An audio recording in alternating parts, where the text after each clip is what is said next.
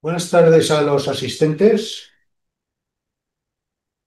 Empezamos el último ciclo de la mesa que empezó llamándose del arquitecto, ahora es de la arquitectura, posiblemente es más amplio. Y lo estuve comentando a lo largo del ciclo anterior, estuve dándole vueltas y se lo comenté a Rosa cuando nos reunimos a que me diera el placer de organizar. Le dije de hablar de referirnos a vivienda. O, pero trabajos de arquitectura en vivienda que reúna superficies mínimas, como estábamos hablando hace un momento, José María y yo, de casi lo que Mies decía, lo de menos es más, ¿no? Bueno, pues que con superficies mínimas obtener el máximo de posibilidades. Y esos temas de muchos arquitectos o de distintos arquitectos en sus publicaciones los ha tratado José María. Entonces, yo le pedí que hiciera la primera intervención, bueno, cuando me puse en contacto con él, con la finalidad de hacer una vista panorámica dentro del tiempo que tenemos. Ya le he dicho que de aquí, afortunadamente, no nos tiran, pero también siempre digo que no me gusta pasar la noche en un museo, ¿eh? No, ni en este ni en el Prado. En cualquier caso, sabéis que no tenemos límite, que a las 8 cierra el museo, pero no nos apagan las luces, tienen esa diferencia con nosotros. No ocurre lo mismo en San Pío Quinto. Si no estás a las 8 menos 5 en la calle, puedes pasar la noche en el museo. Fijo. Bien, y no porque me haya quedado, sino porque nos apagan las luces y nos tiran. Nos tiran y apagan las luces. Bien, tema de este ciclo.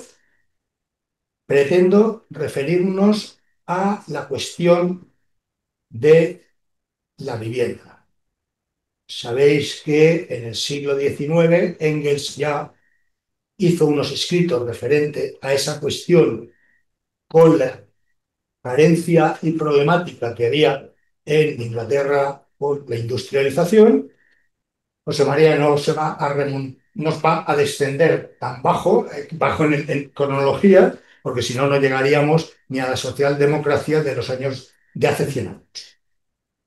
Como siempre, bueno, disculpo a Rosa Castells, que está en el IBAM inaugurando dos exposiciones que ella ha dirigido. No me gusta, la palabra comisariado en arte no me gusta.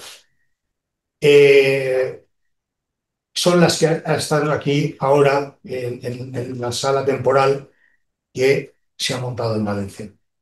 Y otra que vimos anterior, o que fue cronológicamente anterior.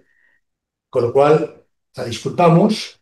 Como siempre, agradecer al personal del museo que nos va a soportar hasta las 8, 8 y pico, hasta la hora que nos dé la conversación entre los asistentes, y agradecer pues, la presencia de nuestro presidente territorial, Emilio Vicedo, y la colaboración del colegio, por ejemplo, pues la retransmisión en streaming, ¿eh?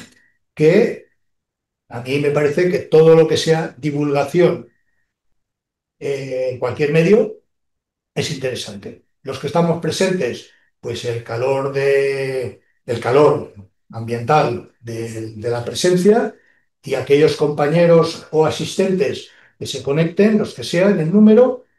Perfecto. Y luego también sabéis que el colegio dentro de 2 o 3 días lo graba y lo pone en circulación por lo menos de los colegiados. Bien, dicho lo cual, José María es nuestro participante de hoy, arquitecto, ha sido profesor en la Escuela de Barcelona, sigue siendo profesor, sigue siendo arquitecto, ha sido concejal en alguna legislatura en el Ayuntamiento de Barcelona, con lo cual, y además llevaba temas de vivienda, le doy la palabra y después, cuando acabe, o, como siempre, si hay alguna interrupción, se hace y se pregunta. ¿De acuerdo? Pues, José María, adelante. Muchas gracias, Santiago Varela.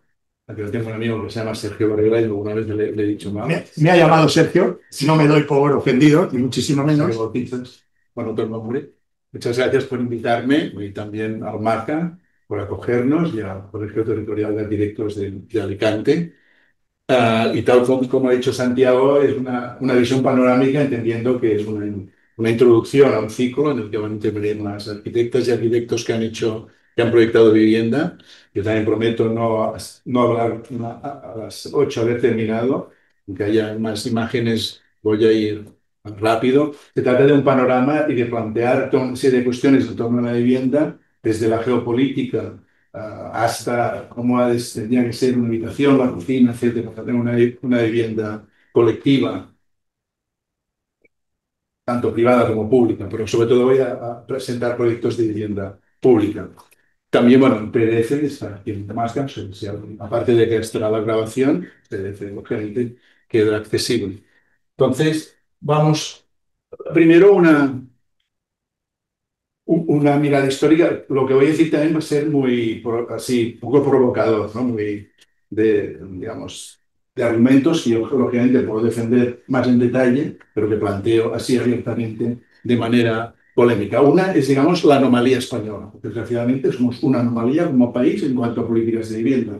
No diría en cuanto a política sanitaria, educacional, etcétera, están a un nivel muy alto, pero en políticas de vivienda somos una anomalía total y es parte evidente. Hay varias razones o varias características, que digo, todo lo que digo se puede argumentar más, pero digamos, una es que nunca ha habido políticas de vivienda continuadas ni estratégicas, han sido siempre coyunturales en relación al mercado y a la sociedad, y bueno, sí que hubo una política de vivienda durante la dictadura franquista, pero fue una política de vivienda, de viviendas, parte de alquiler, en parte directamente de propiedad, pero que los 6 millones de viviendas que existen durante el franquismo han entrado en el mercado y de alguna manera se han diluido digamos, en el mar especulativo. Luego otra cosa que también es polémica y es esquemática, pero es que el sector inmobiliario español se caracteriza, entiendo las constructoras, administradores de fincas, etcétera, y también tendréis vuestra opinión, hay excepciones, pero tanto como usuarios, usuarias, arquitectos para privados, arquitectos en la administración, os habréis encontrado con miles de problemas, empresas que cierran, que subcontratan, que no construyen bien, etcétera, desde que una pista o arreglo de una instalación hasta un conjunto de viviendas. Desgraciadamente, no significa que no pase en otros países, pero digamos, tenemos un sector inmobiliario que su tradición es especulativa, poco profesional y nada atenta al bien común. No tenemos la cultura angloamericana de empresas con un ánimo de lucro limitado, por ejemplo, ¿no? Cuesta mucho. Existen excepciones, sin duda, y afortunado y afortunada aquel que puede trabajar con algunas de esas excepciones, lo puede hacer en alguna ocasión, pero digamos, son excepciones. Y luego, que esta es la herencia, digamos, de la mentalidad, de la ideología franquista, el énfasis en la propiedad de la vivienda, que bueno, luego durante el giro neoliberal fue dominante, pero digamos que ya el franquismo lo inspiró en cierta manera esta línea, de que también tiene que ver con la financiarización, y el rechazo a tener un parque público de alquiler, porque tener un parque público de alquiler, como tienen en Viena, han tenido en Inglaterra y ha disminuido en parte, o en Suecia, o en Holanda, etcétera, o en la ciudad de Berlín, significa un coste político de mantenimiento, de gestión, que nunca se ha asumido en nuestro país. Pero, por lo tanto, hay algunas características que marcan esta anomalía, la caracterización de anomalía. En este libro, que expliqué toda la ofensiva judicial contra el Barcelona de Ada Colau, con el prólogo de este juez demócrata, José Antonio Martín Pallín, explico, por ejemplo, todas las denuncias, los pleitos que pusieron muchas inmobiliarias a la gestión de Barcelona. Claro, realmente cuando se explica la cuestión de la vivienda en España se arranca en el franquismo, porque es totalmente equivocado. la política de vivienda arranca en otra dictadura, la de Primo de Rivera. Como usted se tener en cuenta, arranca en los años 20. ¿Y qué pasa? Digamos, aquí ya empezamos a ir, digamos, fuera de la línea europea. Mientras en Alemania, que tiene un enorme problema de vivienda, con las Medcasernen, unas condiciones de vida, la clase obrera terrible, que hace que Engels vaya a la estudie, vaya a Londres, etcétera, ahí se hacen las Siedlungs, o en Viena, que hay el extromarxismo, plantea una política en reacción a la Revolución Soviética, y hay toda la socialdemocracia, las esas. Mientras se está haciendo esto, en España se hacen las casas baratas, ¿no? Que en Cataluña lo llamaban las casas de papel, ¿no? Lo que se hace es, bueno, estas casitas de poca calidad, algunas son promociones públicas, pero generalmente son promotores de medio pelo que van urbanizando terrenos agrícolas y van construyendo con muy mala calidad, ¿no? Digamos, esto es la foto, desde mi punto de vista histórica, de el momento en que en Europa se está haciendo una política de vivienda. Se ha atascado. Ah, ahora. Bien, y luego hay este episodio que es incluso un poco pintoresco, ¿no? De Arrese, el ministro de Vivienda de la dictadura franquista, arquitecto, navarro, que es el que planteó, bueno, toda la política de vivienda necesaria, porque había mucha migración, como sabéis, del campo a las grandes ciudades, de Madrid, Barcelona, Valencia, etcétera, y que, digamos, acuñó las dos grandes frases que han pasado a la historia y que siguen inspirando las políticas de vivienda más conservadoras, ¿no? No queremos una España de proletarios, sino de propietarios. Y también aspiramos a que la vivienda sea del que la vive y que la renta limitada pasemos a la venta limitada. Pero, digamos, aquí se marca una nueva cuestión en nuestro pensamiento en España, es la sacralización, como la familia, ¿no? De la propiedad, ¿no? Digamos, la familia y la propiedad de la vivienda van totalmente ligadas y de alguna manera se crea, digamos, esta mentalidad de que todas las máximas aspiraciones es ser propietario de la vivienda, ¿no? Esto se va a poder hacer, como sabéis, también a finales de los 60, todo esto coincide con la ley de división horizontal. Como sabéis, hasta que no hay esta ley, los propietarios son un único propietario que alquila y el alquiler es lo dominante. Con la ley de propiedad horizontal, que en México ya se utiliza antes y en otros países, puede pasarse realmente a cumplir lo que ADC estaba planteando. Igual tengo que dirigirlo hacia aquí.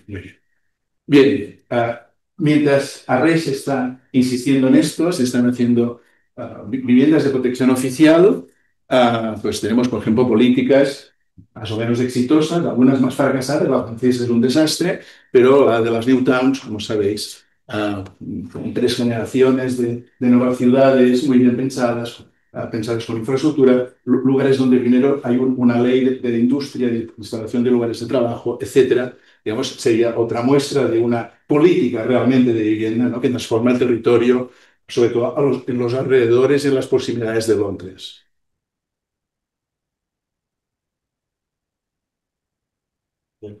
Ahora, bien, esto sería, bueno, la primera reflexión histórica. En este momento hay 2 libros, son libros que arrancan sobre el franquismo, no existen esto, pero muy importante, que es que durante la época de la socialdemocracia, aquí lo que se hace en España son viviendas, casas baratas, casas de papel, y el sector inmobiliario no es el mismo que en el resto de Europa. En las Siedlungs hay prefabricados, ya en los años 20 las Siedlungs se hacen con prefabricados bidimensionales y tridimensionales. Tanto el libro de Javier Burón como el de Jaime Palomera son sumamente interesantes, acaban de salir en el 2025, explica muy bien el problema de la vivienda en España, lo explica Burón desde la economía y la política y Jaime Palomera desde el activismo social, desde el sindicato de inquilinas, e insiste más, bueno, en cuestiones, digamos, de la dificultad de acceder al alquiler de la vivienda. Aquí solo un flash de algo que vivimos, que fue la tragedia de las hipotecas y, digamos, los miles, los centenares de miles de familias que se quedaron sin su vivienda por no poder pagar la hipoteca. Y, digamos, con esto, los jóvenes ya no lo recordáis, pero sí fue el país en el que fue más dramático, incluso en Estados Unidos también lo fue, toda la crisis de las hipotecas del 2007-2008, que ha marcado un cambio total en el mundo inmobiliario y social. Pero bueno, allí perdían la vivienda. Pero es que aquí no solamente se perdía la vivienda, sino que se tenía que pagar la diferencia. Digamos, quedaba una deuda establecida. Y fijémonos en este estudio del Observatorio de ESC, el número de hipotecas que se hicieron en España, esto se ha estudiado poco, en el 2004-2005 ya se sabía que había una burbuja inmobiliaria, se hablaba de burbuja inmobiliaria, se decía, el presidente Zapatero, que lo hizo bien en el primer mandato, en el segundo no supo aceptar que había esta crisis, pero fijaros que sabiendo que había una burbuja, que estaba reconocida, en el 2005 aumentaron las hipotecas, en el 2006 también, en el 2007, que ya se hablaba, ya se anunciaba la crisis de Lehman Brothers, se siguieron poniendo hipotecas y en el 2008 también, es decir, los bancos, y no diré los nombres, sabían que iba a hundirse el mercado, pero seguían implicando, sobre todo a clases medias bajas, en la compra de vivienda, sabiendo que no serían capaces de pagar estas hipotecas. Entonces, entramos en el segundo capítulo, ¿no?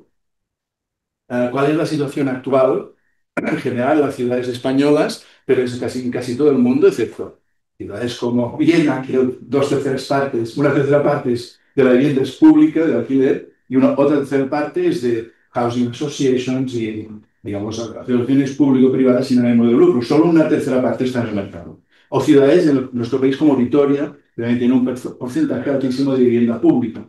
Es la única solución para controlar, en cierta manera, el mercado. Si no, el mercado está poco controlado y esto, bueno, aunque es un estudio de hace pocos años, hay siempre un gap, una diferencia total entre la oferta, el precio al que se ofrece la vivienda de alquiler y la demanda, lo que es capaz de pagar. Digamos, lo que en Barcelona, lo que la demanda pide o pedía, porque ahora ya está en mil y pico, mil y poco euros al mes, serían 600, 700 euros, y la demanda en este campo, en este target, la oferta, perdón, es pequeña, en cambio la demanda es de viviendas de un alquiler muy alto, que a veces quedan vacías, ¿no? Bien, bueno, es cierto que a veces, lógicamente a partir de la crisis de 2008 bajó el precio por metro cuadrado de los alquileres y luego volvió a aumentar a partir de 2014 por toda una serie de características.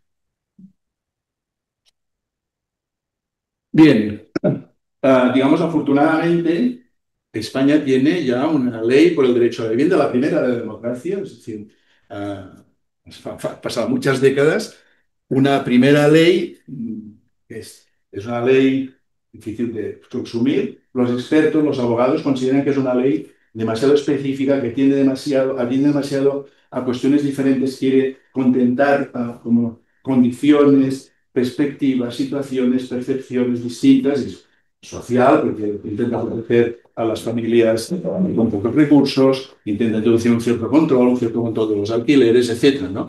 Pero bueno, de alguna manera tenemos una ley que cubre del 23 al 26, que en el 26 próximo año se ha de revisar, y que ya se han añadido algunas acotaciones, pero de la cual aún no estamos viendo realmente su aplicación.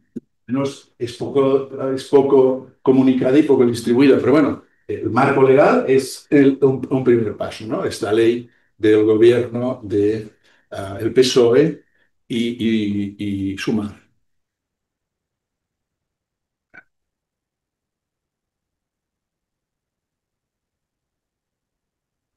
A veces funciona y a veces no. Aquí, vale.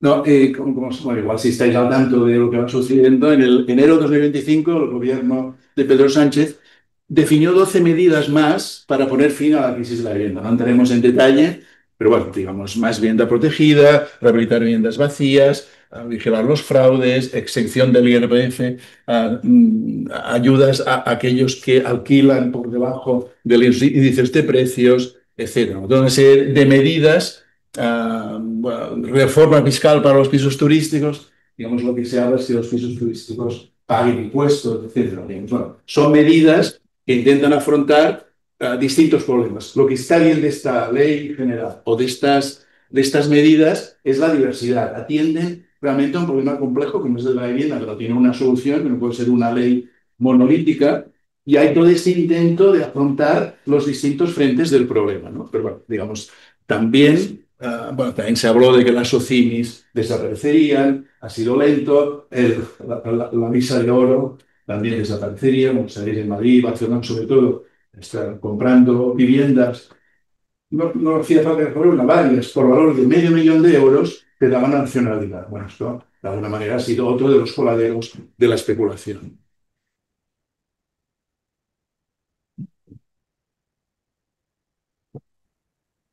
Ahora, bueno, si es la que viene, sí. No, y digamos, la lentitud de la legislación también tiene que ver, por ejemplo, en algo que Cataluña ha vuelto a ser referente, que son las cooperativas de vivienda en cesión de uso. En Barcelona ya hay unas 20, pero fijémonos que el Parlamento catalán hasta el 2022 no reconoció que existían cooperativas de vivienda. Las cooperativas de vivienda, todo lo que es común, cooperativo, no está muy reconocido por la legislación, no está defendido por las leyes. Las leyes defienden lo público, los distintos tipos de propiedades públicas y sobre todo lo privado. La propiedad privada, la iniciativa privada. Y ahora en el 2025 ya hay una proposición de ley que se está votando para consolidar las cooperativas de vivienda en cesión de uso. Esto muestra también la legislación, su lentitud para reconocer. Aquí tengo que enfocar, ¿no? Sí, Aquí. no le hace. No le tocas. Va. No, entonces, digamos, también otra cuestión, tampoco entro en detalle, todo digamos plantear el contexto a grandes rasgos. Durante los últimos gobiernos del PP, la inversión en vivienda disminuyó drásticamente hasta un 0,06 del PIB. En Europa, en la época del Estado de Bienestar, la inversión en vivienda era del 2% del PIB. Se ha reducido al 1% en Francia, Alemania, pero se intenta mantener el 1%. Se invertía solo el 0,06% en estos años hasta el 2017. A partir de ahora, digamos, se ha multiplicado, pero tampoco vemos los efectos. En principio hay mucha más inversión en vivienda, se ha recuperado la inversión de periodos anteriores y pasaría, si realmente se está invirtiendo lo que se promete, a un 0,5 del PIB. Deja de ser aún menos que el resto de los países europeos. Por esto hablo de esta anomalía, ¿no?, de nuestro país. O paso con... ¿La he pagado? Sí, es que se ha pagado. Igual no tiene pila, ¿no? No, no, están recién cambiadas. Ah, Eso. o tengo que apuntar para allá. Y otra cuestión, también digamos que da mucho debate, pero eso va a punto, son los pisos vacíos o los hogares vacíos, ¿no? Como en Cartagena o aquí en Alicante, ¿no? Que digamos es un foco de degradación y algo que de alguna manera no está cumpliendo su función social. Lo de los pisos vacíos es otro capítulo. Hay muchos mitos en el mundo del inmobiliario, mitos que hay millones de pisos vacíos, no hay tantos. Hay pisos vacíos, están en las afueras, están en muy mal estado, etcétera. Pero en lugares de alta presión inmobiliaria hay muy pocos pisos vacíos, solo los que tienen alguna anomalía de mal estado, problemas de herencia, etcétera. Nosotros, cuando yo estaba con el gobierno de Ada Colau, hicimos en 2 años el censo de las viviendas vacías en Barcelona, que fueron unas 13.000 realmente, no llegaba al 2%, que es por debajo de lo que es habitual, ¿no? Aquí hicimos el censo poco a poco. Esto. Sí, o lo voy pasando desde aquí. Yo lo paso Puedes desde con el aquí. ratón, puedes con la flecha, con lo que Sí, tú con la quieras. flecha, ¿no? Sí, mejor desde aquí. Bien, bueno, os digo, bueno, porque es una cuestión que a la gente me interesa mucho, y es muy mediática, ¿no? ¿Qué pasa? Se declararon 10.000 viviendas vacías, es solo, no las 80.000 que se decían míticamente y que costaban, que ni estaban en el catastro ni había consumo de agua. A pesar de esto, de que no haya muy poco consumo de agua y no conseguirle nadie, es que esta vivienda está ocupada. ¿Qué pasa? 5.800 son empresas o oficinas, segundas residencias, pisos en reformas, viviendas ocupadas sin título legal, etcétera, etcétera. Una vivienda de uso turístico. Pero de alguna manera, si hay es un mercado presionado, no existen viviendas vacías. Tercera cuestión. Y bueno, podemos entrar más o menos, también en función de que os interese. El efecto de los apartamentos turísticos. Bueno, yo que estoy muy a menudo en México y yo estoy en contra de los apartamentos turísticos, tuve que luchar contra Airbnb como concejal. Son gente muy guay, joven, muy simpática, etcétera. Pero bueno, llenan de mitos y de mentiras, ¿no? Pero bueno, digamos, porque Alicante, hay muchos apartamentos turísticos, están legalizados, 65 o 6.000, ¿no? Pero aunque se legalicen, la Fundación Humana hace que continuamente se ponen en alquiler, se anuncian en Airbnb o otras plataformas, Farmavube, etcétera, apartamentos turísticos que no tienen permiso. En Barcelona, En estos momentos, cada mes se refieren entre 300 y 400 apartamentos turísticos no legales. Y cuando entramos, que se habían congelado en 9.600, en la época alta se doblaba la oferta de apartamentos turísticos. Y luego, bueno, otra cuestión, digamos, el turismo, obviamente supongo que cada uno tiene sus opiniones según su perspectiva, pero tiene muchos efectos colaterales y negativos, más allá de que todos y todas somos turistas, pero saturan el espacio público, monotemizan el comercio, etcétera, ¿no? Aquí no sé, pero en Barcelona hay líneas de autobús que están colapsadas y van padre y llevan a la familia por los turistas, ¿no? Los cruceros en Barcelona están siempre con la chimenea emitiendo humo mucho más que en una fábrica, etcétera. Digamos, el patrimonio que muchas veces la sociedad, la ciudadanía considera que pertenece, su herencia, ¿no? Y está actualmente también copado por el turismo. Y sobre todo en la vivienda, ¿no? Encarece, expulsa, etcétera, ¿no? De exceso de hoteles. En Barcelona lo primero que se hizo fue un plan de alojamientos turísticos y se congelaron en el lugar donde había más plazas ofrecidas de hotel que habitantes en el barrio. Entonces, bueno, esta sería la tercera cuestión, ¿no? 2 de cada 3 municipios ya tienen pisos turísticos en España, lógicamente es más en la periferia, en la costa. Estos son los apartamentos turísticos en Barcelona, que están ya por toda la ciudad, lógicamente más concentrados en la ciudad histórica, en el Ensanche, en el Poblenou. Y esta, bueno, es la historia de los apartamentos turísticos en España legalizados. En el gobierno conservador de esta época se empezaron a dar muchísimos permisos, hubo bastante corrupción además para conceder estos permisos y este mismo gobierno decidió que se había pasado y se ha congelado en 9.600, que más o menos se mantiene, y tiene la baja, ¿no? Y hay una ley catalana, que a ver si se cumple, que dice que en el 2028-29 no habrá ningún. Bien, países como Japón, Japón redujo, el gobierno japonés decidió reducir los apartamentos turísticos en Japón de unos 100.000 a 10.000. Y yo creo que la Generalitat Valenciana también tiene en principio una política bastante, en principio, ¿no? Que intenta controlar sobre todo los que son ilegales. Claro, cuando se habla de esto, hemos de tener en cuenta que ha de haber regulaciones de los precios de alquiler, del índice de precios, regulación de que no haya apartamentos turísticos ilegales, pero esto implica tener inspectores. Digamos, estas regulaciones tienen esta contrapartida. Digamos, toda una inversión. En Barcelona ha llegado a haber 110 uh, inspectores que detectaban en el 2018 300 apartamentos ilegales al mes, ¿no? Con sanciones que también me parece que son las que se ponen aquí, 30.000, 60.000, hasta 90.000 si son reincidentes, y a las plataformas 600.000. Lo que pasa es que aquí, bueno, ya digo, es otro tema, toda la cuestión de los apartamentos turísticos está llena de mitos, ¿no? El primer mito son los anfitriones. Existían anfitriones al principio, pero ahora más del 50% son grandes inversores, grandes propietarios. Estos ganan. El primer mito es este: no hay pariente, no hay anfitriones, es falso. Son grandes propietarios. El segundo mito es que se gana mucho dinero con los apartamentos turísticos. Es falso. Para los pequeños propietarios es falso porque el número, esto está Inside Airbnb, es una plataforma que sigue todo Airbnb, en San Francisco, en Barcelona, se alquilan 90 días al año. Entonces, se ha demostrado que si se alquila un apartamento, una vivienda en el mercado habitual, se gana un poco más que si se alquila como apartamento turístico, porque no lo alquilas solo una tercera parte del año. Es cierto, digamos, aquellos que tienen más poder, que están relacionados con los intermediarios en las plataformas, son más visibles y lo alquilan más días. Pero aquellos que no tienen esta posibilidad, prácticamente no lo alquilan. Casi todos los amigos y amigas que conozco que han puesto apartamentos turísticos en alquiler lo han retirado porque no lo alquilan. Es otro mito, ¿no? Otro mito es que es muy guay, lo que vive en el barrio, captan el ambiente de la ciudad histórica, los comercios, la vida. En absoluto, digamos, la destruyen, ¿no? Digamos, no participan, no tienen masa crítica, no reciclan, etcétera, ¿no? Bueno, de alguna manera, los apartamentos turísticos, y en el caso Airbnb, que es una multinacional, tienen un efecto negativo sobre las ciudades.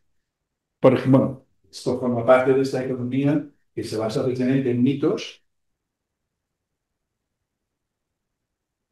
Todos ellos hablan de una economía colaborativa que enriquece a todo el mundo puede enriquecerse con ella, y no es cierto, solo enriquece a unos pocos, a los GEOs de estas grandes empresas, los que trabajan en ellas, como Amazon, viven miserablemente. Y además, por ejemplo, en Barcelona se estudió el efecto, lo estudiaron dos universidades, la Universidad Autónoma de Barcelona y la Universidad de Barcelona, el efecto de los mitos, porque digamos, el precio se encarece por la expectativa de la especulación con los apartamentos turísticos. En el caso de Barcelona, el alquiler se encarece un 8% solo por la expectativa y la compra un 19%. Es decir, en Alicante, pero en Barcelona, si un compra una vivienda, le está costando un 19% más cara por la expectativa especulativa que hay en el mercado de que si se compra una vivienda la vas a alquilar en Airbnb como apartamento turístico y te vas a forrar, cosa que no es cierta en absoluto, ¿no? Incluso en este momento se está argumentando si se hacen números, porque otro argumento que sale cuando dicen, no, pero claro, una familia, somos cinco y no es carísimo, es mejor el apartamento turístico. En estos momentos, este argumento también está empezando a fallar. Bien, entramos, como he dicho Santiago, yo intento hablar desde la geopolítica hasta la vivienda y la cocina, ¿no? Es otra cuestión, porque claro, digamos, ¿dónde está el kit de la cuestión? ¿No? El kit de la cuestión, en esto que decimos, todos los políticos proponen, sean de derechas, de izquierdas, sea de un país rico o pobre, todos proponen muchas viviendas, miles, centenares de miles. En México se propone, la presidenta Claudia Sheinbaum ha propuesto 1 millón y pico de viviendas. En nuestro país son números más modestos. Entonces, claro, se habla, y también lo hablan tanto Hubrón como Palomera, de números, ¿no? Números de precio del alquiler, tantos por ciento, siempre sale la economía, ¿no? Tantos miles de viviendas, tanta inversión, tantos millones, tanto un porcentaje del PIB, lo que he dicho al principio. Pero claro, esto no le está diciendo qué cualidades ha de tener la vivienda, ¿no? Como la mayoría son profesores de arquitectos, de arquitectos, los estudiantes, ah, pues lo importante es, de acuerdo, que se hagan viviendas, pero que tengan calidad, que tengan una buena relación con el contexto urbano, que tengan unas cualidades espaciales, que favorezcan la relación, etcétera, ¿no? Entonces, bueno, algunas cuestiones a tener en cuenta sería, bueno, este equilibrio calidad-cantidad, ¿no? Pedro Sánchez anunció 43.000 viviendas, no es mucho, pero bueno, tendríamos que ver si se han hecho, aunque no sean muchas, ¿no? Sale la noticia y sale como economía, está de acuerdo y va a invertir, ¿no? Tenemos el número de viviendas y la inversión. Pero ¿cómo van a ser estas viviendas? Esta es la cuestión que nos interesa, ¿no? Por ejemplo, en Cataluña, también el presidente Illa ha impulsado un plan de barrios que ya había hecho el tripartito, el gobierno de izquierda, y además ha propuesto 5.000 pisos en 6 años, lo cual es un poco alucinante porque los va a tener, yo hice un artículo en agosto, los va a tener que hacer el Incasol, que gestiona la vivienda, que no ha hecho nada en estos años. Y lo que pasa en muchos países, proponen miles de viviendas y tú te preguntas quién las va a hacer, quién las va a gestionar. Y ves que los que lo tienen que gestionar son unos ineptos y no han hecho nada. No es una institución, una estructura institucional obsoleta. Bueno, yo que decía, bueno, si quieres, si el presidente quiere hacer tantas viviendas, que transformen en Incasol, digamos, o si se quiere hacer en Alicante, que se transforme en patronal de la vivienda.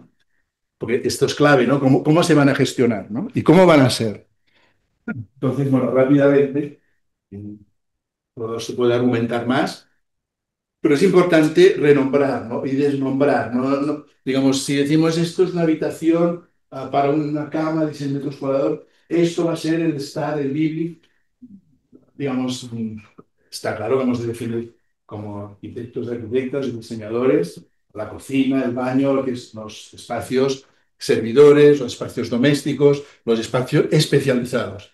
Pero el resto han de ser todos espacios más o menos de las mismas medidas, con las mismas ventanas, para que los usuarios puedan decidir si es una habitación, un estudio, un lugar de juego, una sala de estar, lo que sea, ¿no? Y que sea lo más desjerarquizado posible, ¿no? Por lo tanto, hemos de hablar más de relaciones entre ámbitos, ámbitos no definidos del todo, para que quede abierto funcionalmente, para que decidan, porque hay muchos tipos de familias, de estructuras, de culturas, de maneras de utilizar el espacio, ¿no? Y la familia evoluciona, las unidades de convivencia van desarrollándose, ¿no? Por lo tanto, como menos se condicione, mejor, ¿no? Por lo tanto, hemos de pensar eso en diagramas de ámbitos, ambientes y relaciones, ¿no? Luego, pues, desde el punto de vista del proyecto, hay varias decisiones centrales. Y en la vivienda, que como veis, estas viviendas de aquí, bueno, esta es la Casa Reder, famosa, y esta vivienda es de Patricia Reus y Jaume Blancafort, que son ahora arquitectos en Murcia, o esta es de los Aalto, y estas viviendas están en Barcelona, Esteban Bonell, Gil, Marta Peris y José Toral, son viviendas pequeñas, 60, 70 metros cuadrados, estas son de 45, ¿no? Entonces, como que hay muy poco espacio, hay dos decisiones básicas. Si este núcleo de cocina, baño, si hay escalera también, porque es fija, o si hay lavadero, todo esto, si está en el centro o en la periferia. Si está en el centro, puede pivotar el espacio y que haya esta circularidad, ¿no? Como aquí en esta vivienda que está en el centro, pero en parte también está en la periferia. Las viviendas en Hansa Vierte en Berlín de Los Alto, Álvaro Alto y Elisa Caixa Maquiniemi, se organiza en torno a la tupa, el espacio familiar, ¿no?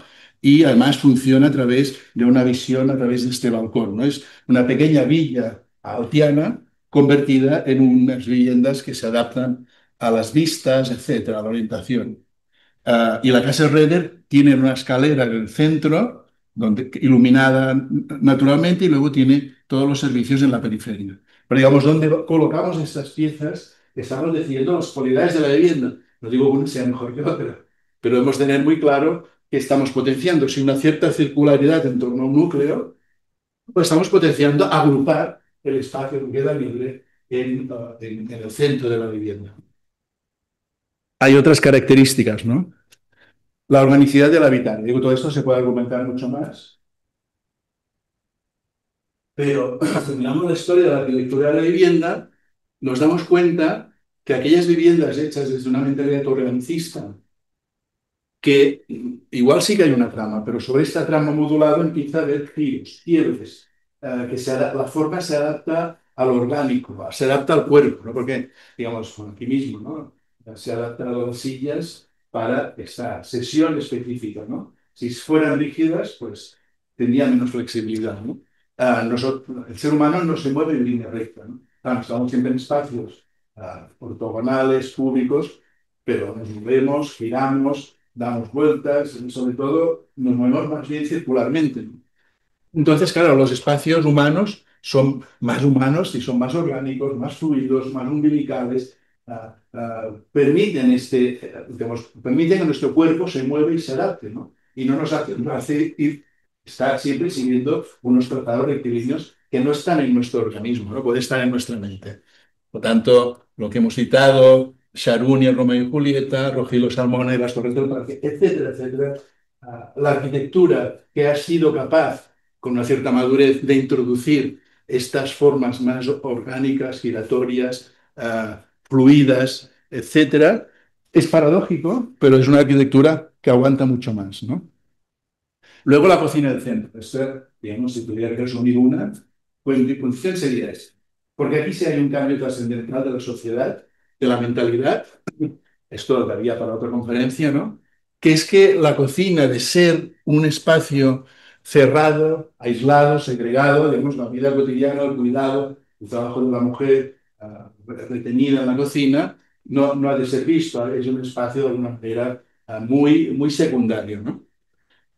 En cambio, si vemos cualquier proyecto contemporáneo, sobre todo de vivienda pública en España, la cocina ha conquistado el centro de la vivienda, ¿no?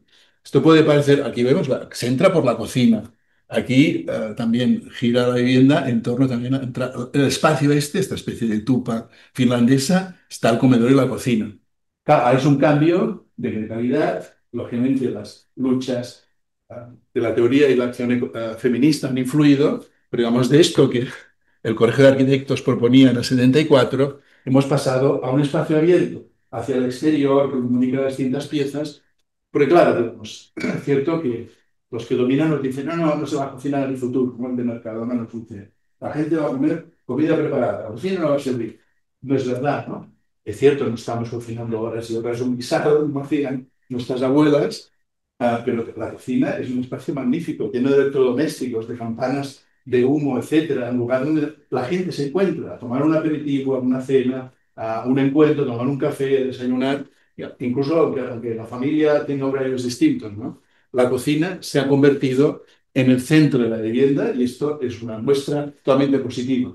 Podemos decir, ¿de dónde viene esto? Pues lo inventaron mujeres arquitectas como Charlotte Perriand o Lily Wright, que fueron las primeras que proyectaron cocinas abiertas. Aquí tenemos, bueno, por ejemplo, cooperativas de Barcelona como esta, el Poblenou, La Balma también. El centro está la cocina, ¿no? La pieza más importante, el hardcore, el corazón de la vivienda ha pasado a ser la cocina, lo que bueno, se llamó cocina americana, pero que de hecho, ya digo, lo inventaron arquitectas que no eran norteamericanas. Aquí tenemos, bueno, proyectos que hicimos nosotros, también la cocina estaba en la entrada, bueno, esta es mi casa, la cocina también está en el centro, que no la he proyectado, hemos participado, o este proyecto de Mayo también, en que la cocina también es una pieza realmente importante. Bueno, este es otro cambio, ¿no?, que se detecta, y otro también, quizá el segundo más importante, es matar el pasillo, desmontar el pasillo, ¿no? Porque el pasillo, bueno, es otra historia, ¿no? Pero el pasillo, voy a ir más rápido. Aquí tenemos algunos buenos ejemplos, pero yo no voy a insistir más. El pasillo barroco no existía, ¿no? Se comunicaban las piezas en enfilada, sobre todo desde el siglo XIX, en que hay más jerarquía, más segregación y se necesita un pasillo que distribuya el baño, la cocina, las distintas habitaciones, ¿no? Es un elemento de segregación. El pasillo tiende a ser oscuro, inhóspito, realmente a los niños y niñas les da un poco de miedo. En cambio, digamos, es un espacio perdido. Lo mejor es repartirlo o, en todo caso, que sea un pasillo polifuncional, con ventanas, que tengan muchas actividades, que al final sea un ámbito más de la vivienda. El baño y la higiene, aquí bueno, no voy a insistir mucho más, es un lugar del cuidado, de la intimidad, etcétera, también con elementos tecnológicos, pero también es un lugar donde hemos de ser más conscientes del privilegio de, bueno, tener un baño, o dos, o tres. Nosotros estamos en contra de los baños en suite, que promueven en muchos países latinoamericanos, o baños parimentados, ¿no? Bueno, los baños han de estar en función de si quien vive en la vivienda, ¿no? Porque además tener agua potable, cuando hay estas condiciones que todos conocemos, es un privilegio. Se tendría que reciclar el agua, ¿no? Aquí tenemos cómo estas viviendas giran precisamente, un proyecto famoso de flexibilidad, gira en torno al compacto de la cocina y de un baño subdividido, como es típico en Holanda, ¿no? Y luego el espacio quizá más filosófico de la casa, ¿no? Es muy filosófica la cocina, ¿no? Porque la cultura es convertir la cocina en como el centro del mundo, ¿no? Pero también la habitación y dormir es clave, ¿no? O sea, si vamos a alquilar una casa, un lugar, lo esencial es que haya una cama y tener un baño. Pero si no hay cocina, bueno, en fin, podemos comer frío o ir a un bar. Podemos vivir, en principio, sin cocina de momento, ¿no? Mientras se instala, bueno. Pero, digamos, la cama es el elemento esencial, una tercera parte de nuestra vida estamos durmiendo y lo que se percibe desde la cama es muy importante, lo que se ve, si se ven árboles, el techo, etcétera, ¿no? Bueno, María Zambrano insistió mucho esta filósofa española, en el mundo de los sueños, o Virginia Woolf, en tener un cuarto propio. Y luego quedarían los espacios intermedios, que es muy importante, ¿no? Los balcones, las galerías, las terrazas, que no se han de despreciar, que hasta la pandemia se despreciaron, el sector inmobiliario no quería construirlos, la normativa, de nuevo aquí ataco a los que hacen normativas, es muy miserable, no nos deja hacer balcones de 1,5, porque bueno, aquí a ser de 70, aquí de 80, ¿no? Pero ¿qué pasa si es un balcón más amplio que te puedes instalar? No se permite en esta calle más que salir 20, 30, 80 centímetros. Me parece muy miserable, ¿no? Porque es un espacio que no perjudica a nadie, que haya más voladizos, como hacen en Holanda, y que en cambio en nuestro país generalmente no se permite, ¿no? Bueno, aquí hay toda la diversidad de galerías, persianas, filtros, para aprovechar la energía y para crear estas membranas, ¿no? Este es un proyecto, creo que van a estar aquí, son magníficos arquitectos, Judith Leclerc y Jaume Coll. Ahora tienen otros proyectos que también ganaron del Ayuntamiento de Barcelona. Este es un proyecto de viviendas para familias vulnerables económicamente, también con alojamientos para gente de paso en situaciones muy precarias. Es un proyecto magnífico en el que además ellos introducían un cierto manual de cómo utilizar esta parte orientada a sur en verano y en invierno. Por tanto, es muy importante esto y luego espacios intermedios sociales, ¿no? Tanto semipúblicos, semiprivados, pasarelas, con pequeños jardines, plazas, como este conjunto modélico en Viena, la Margaret Schulte Lihotzky, proyectado por cuatro mujeres arquitectas. Bien, muy rápido, cuando hicimos una exposición desde nuestro máster al Laboratorio de la Vivienda, precisamente elegimos entre los 43 proyectos este proyecto de Schlinger, que están invitadas, Mónica Alberola y el otro se llama No lo sé. No lo sé porque solo Consuelo he estado en contacto telefónico con Mónica Alberola. Mónica Alberola y la M es de Consuelo Martorell, sí. Dos magníficas arquitectas y que hicieron este conjunto en Carabanchel. Bueno, no entro en detalle.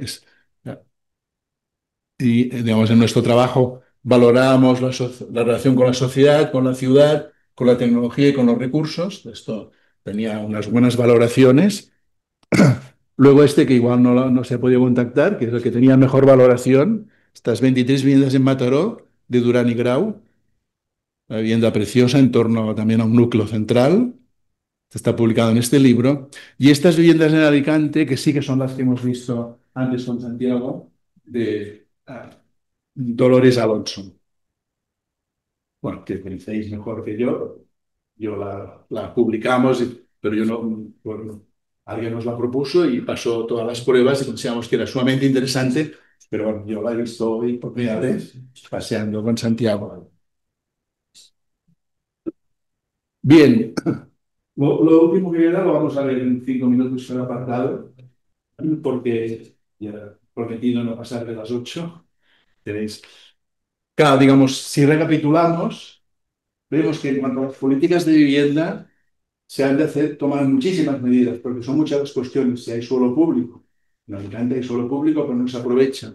Ah, si hay información, para empezar, se ha de tener información. Claro, la cuestión. No puede haber un índice de precios si no hay información sobre los precios de alquiler. Ha de haber una legislación y normativa actualizada en relación a los nuevos cambios, problemas, modos de vida, etcétera, ¿no? Suelo público, siguiendo a veces en algún caso ejemplos angloamericanos de que sea la comunidad la que gestione este suelo, estos edificios.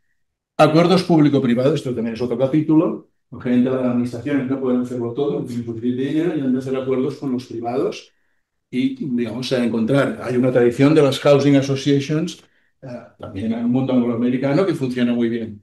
Fomentar la participación en la medida de lo posible, nuevos sistemas de tenencia, alquiler asequible, cooperativas. El proyecto es realmente importante, lo que hemos dicho, también de cada pieza, que haya flexibilidad funcional, igualdad de género, desjerarquización. La vivienda debe ser una escuela de democracia, de creatividad, de innovación, no una escuela de jerarquía, ¿no? Y de dominio, como muchas viviendas siguen siendo.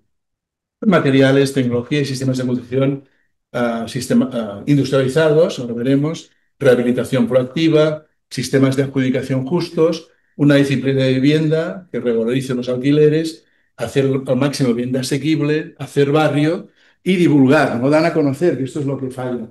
Realmente el poder es, decía, es muy taciturno.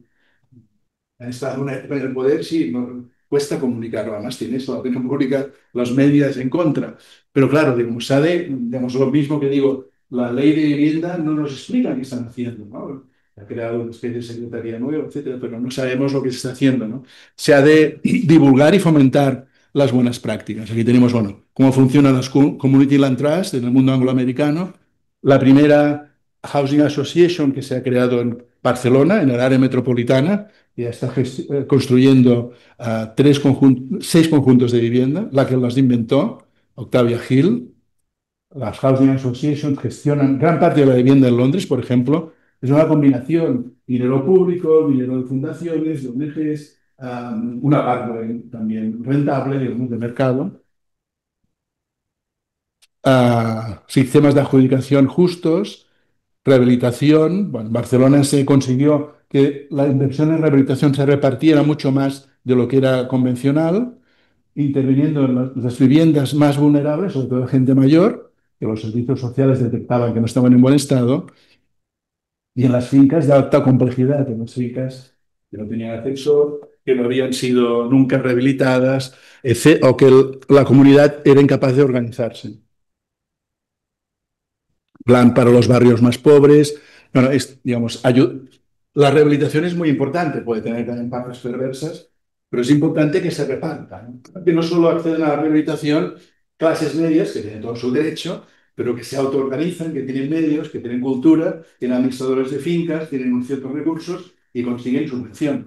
Pero las subvenciones han de llegar también a gente mayor o a familias más desestructuradas o familias más vulnerables. Entonces, con ayudas a la rehabilitación en el interior y las de alta complejidad, se conseguía que se democraticen, ¿no? Que la calidad de la vivienda y de la ciudad se reparta. Y luego, para terminar, 5 retos, ahí los formulo.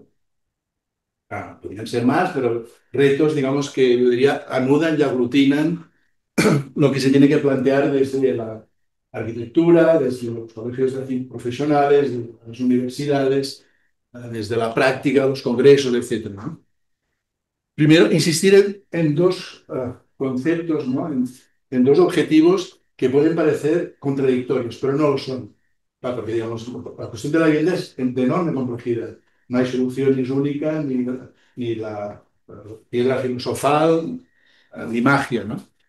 Por una banda, por un lado, flexibilizar, ¿no? Desjerarquizar, igualdad de género, accesibilidad al máximo, etcétera, ¿no? Flexibilidad de uso. La vivienda no es flexible, no la podemos apretar o abrir, pero sí que los usos pueden variar. Pero al mismo tiempo especializar. Esto es importante, ahora veremos, bueno, es obvio, pero es muy importante.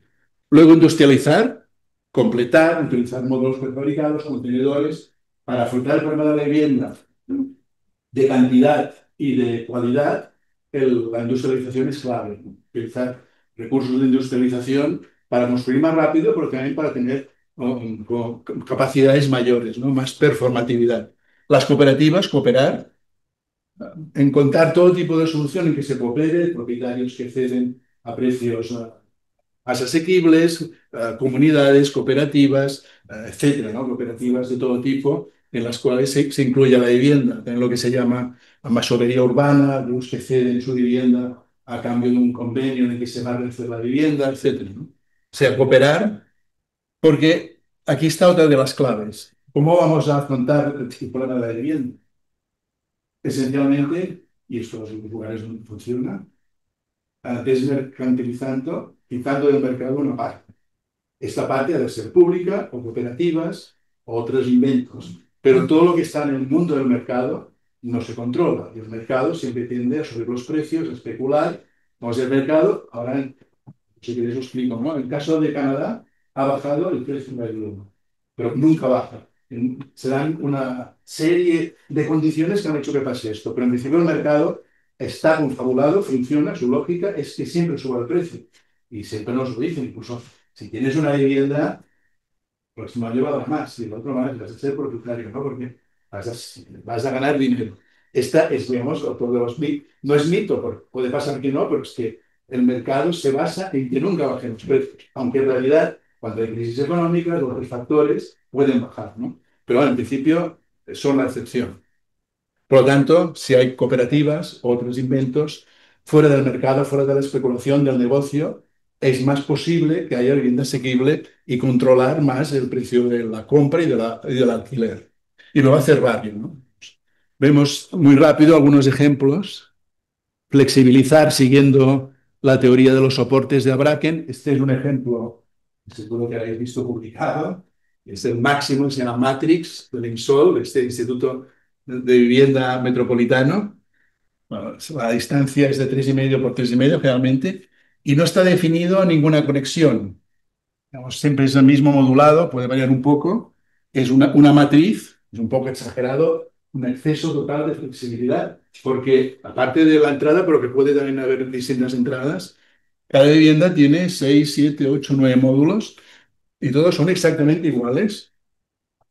Todos tienen las mismas ventanas, la misma accesibilidad, las mismas conexiones, ¿no? Bueno, este sería el caso máximo, casi exagerado, de flexibilidad.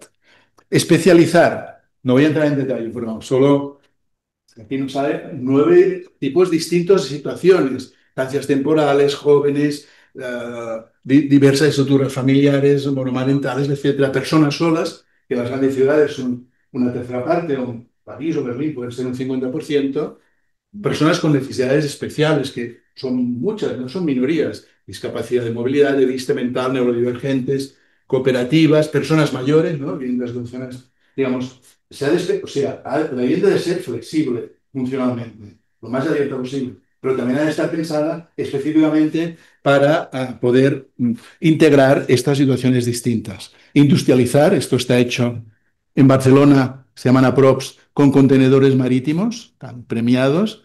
Este está en la Plaza de las Glorias. Tardamos casi 3 años en que hubieran las normas para la licitación, alguien ganase el concurso porque no hay casi industria que lo haga. 3 años de gestión y en un año se construyó o menos, ¿no? Y cooperar, ¿no? Son las cooperativas de vivienda en Barcelona, la más famosa porque es la que se consiguió hacer primero y demostrar esto también cuando me piden asesoramiento en distintas ciudades, a los de las cooperativas, no se quieren hacer pruebas piloto, les digo, tenéis que conseguir que salga bien, porque si sale mal es un retroceso, digamos. Tenéis que apostar todo en este experimento, porque se ha de demostrar que es posible, ¿no? Y la borda se pudo demostrar que era posible. En este caso, las habitaciones son de 3,4 por 4,9, lo cual permite incluso subdividirlas, y la altura es de 3,03, lo cual también da más flexibilidad si se hacen tarimas, se hacen armarios altos, etcétera. Aquí tenemos la primera madera, la inauguración, la fachada sur, todos los equipamientos colectivos de juegos, de tender la ropa, lavandería que está en la parte polifuncional, cocina, comedor. Y esto es muy importante porque también es lo que digo, ¿no? Ha de ser factible y económicamente posible. Las cooperativas de cesión de uso son posibles porque el suelo está cedido prácticamente gratis, casi un 40% de ahorro. Conseguimos que no hubiera obligación de hacer sótanos para aparcamiento, casi un 12% de ahorro, bonificaciones del IBI y microcréditos, con lo cual, digamos, eran ayudas sin los intereses de los bancos convencionales que nunca ayudan a las cooperativas. Es decir, con esto se ahorra más de un 50% de lo que costaría. Luego, además, en el mercado, este precio de producción se incrementa con la plusvalía que quiere ganar el promotor, ¿no? Por lo tanto, es factible económicamente, ¿no? Y hacer barrio, y con esta acabaremos, con este conjunto ya terminado en la Plaza de las Glorias, un concurso internacional que ganó cierto estudio, compuesto por 6 mujeres, y que cumple muchas cosas que hemos dicho, ¿no? Gira en torno al baño, la cocina es lo más importante, de la pasarela, incluso hay un ámbito aquí en la entrada. Luego está muy bien resuelto el paso, ¿no? La transición de una habitación a la otra, la entrada, ¿no? Y todo esto le da mucha flexibilidad. Y lo tenemos como si tuvieran que combinar 4 proyectos distintos y ya las viviendas terminadas. Bien, y bibliografía, pues a veces la pongo, a veces no, lo que decía Santiago. Problema de la vivienda de Engels, ya nos dijo que mientras estuviéramos en la sociedad capitalista, el problema de la vivienda era esencial, la segunda manera de negocio de los industriales, burgueses, etcétera. Y un libro clave para entender el problema actual de la vivienda, la financiarización, uh, que es, digamos, la guerra de los lugares, de Raquel Rolnick. Y, bueno, libros que publiqué, bueno, este que publiqué yo, que ha sido reeditado en el 2025, el que publicamos en el primer mandato de Ada Colau, el de las viviendas del área metropolitana de Barcelona, que son magníficas, han cambiado las normativas de los concursos y está muy bien. Esto yo no tengo nada que ver y me parecen magníficas. A veces no hace mucha ciudad, pero están muy bien las viviendas y toda la política de vivienda. Y luego este libro de la filosofía de la casa de este filósofo que insiste, ¿no? Ariel Zambrano, Virginia Woolf, etcétera, de los valores de cada uno de los espacios. No producimos metros cuadrados o cubos, cantidades de vivienda, inversión, sino que producimos lugares donde viven las personas, donde tienen sus objetos, su vida, se relacionan, se aman, etcétera, y, digamos, la casa es sumamente importante, ¿no? Digamos, y curiosamente hay muy poca filosofía de la casa, ¿no? Hay filosofía del espacio público, hay temas, digamos, que han traído mucho la filosofía y muy poco entrar en lo doméstico, ¿no? En los cuidados, en la vida real de las personas y en sus símbolos, en su imaginario. Nada más, esta es la última. He cumplido. Pasamos. Ya vamos a ir a preguntas. Sí, se pretende o pretendemos que haya, no sea direccional ni bidireccional, Sí, sí. en este caso no vas a Para que predicar conteste tú, todo. sino que haya intercambio entre asistentes y, por supuesto, hacia ti, agradecerte la introducción te has empeñado en acabar a las 8 y ya te he comentado que podríamos, tú eres en definitiva, tú eres el ponente. ¿Eh? Y una orientación es decir tantos minutos y otra cosa es... Y ahora, pues vamos a comentar. Sí que anticipo, porque también lo ha mencionado José María, el mes que viene, el último jueves, viene Alberola. Y el último ciclo, o sea, perdón, el último noviembre viene Judith Leclerc. Eh, Parece que hoy no puede porque tiene clase los jueves o tal, ¿no? Bueno, no sé cómo se pondrán de acuerdo porque, pero en principio vendrá Judith, que tú has mencionado, y has mencionado también a Alberoni. Eh, Cierto estudio estuvo aquí hace Asturiano. 2 ciclos, pero dos o 3 ciclos, ¿no? No sé, alguno de vosotros ha estado, vino de las 6 arquitectas, vino una, y estuvo refiriéndose más que a vivienda a distintos trabajos, pero la urbanización, la peatonalización va a ser de Sens, ¿eh? Bien, bueno, llegamos a la parte de intercambio de pareceres, opiniones, preguntas entre los asistentes. El hecho de que cuando hemos venido hemos arrimado las sillas hacia adelante era para no tener distancia con nuestro ponente. Eh, Creo que has apuntado mucho y profundo distintos aspectos. Eh, a mí hay un tema un asunto que me llama la atención en esta ciudad. Antes, cuando estábamos hablando, te he dicho, bueno, lo que yo sé de esta ciudad lo sé porque vivo y porque lo trabajo, no lo puedo extrapolar más allá de a otras localidades, ¿no? De mayor de mayor importancia numérica o extensión o de menor importancia, pero de mucha actividad. Eh, en una ciudad como la nuestra, en esta, donde la demolición ha sido mm, constante y habitual, y lo sigue siendo, pese a las normas, protecciones más o menos bien entendidas, más o menos aprobadas o dilatadas por distintas razones. eh,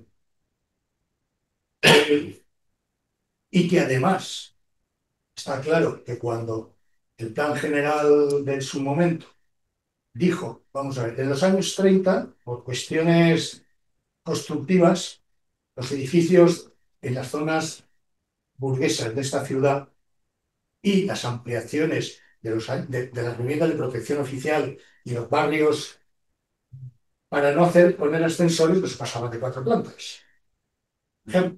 En barrios de vivienda humilde. En zonas burguesas, pues, 4 plantas, porque a lo mejor el sistema constructivo de muro de carga no daba para más.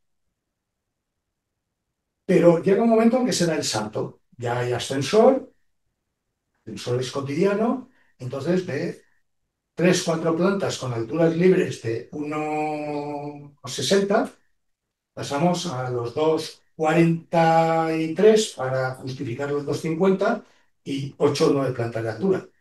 Supongo que con un acuerdo entre distintos componentes. Eso ha supuesto la sustitución indiscriminada de edificios de 60 años de vida por otros distintos, donde además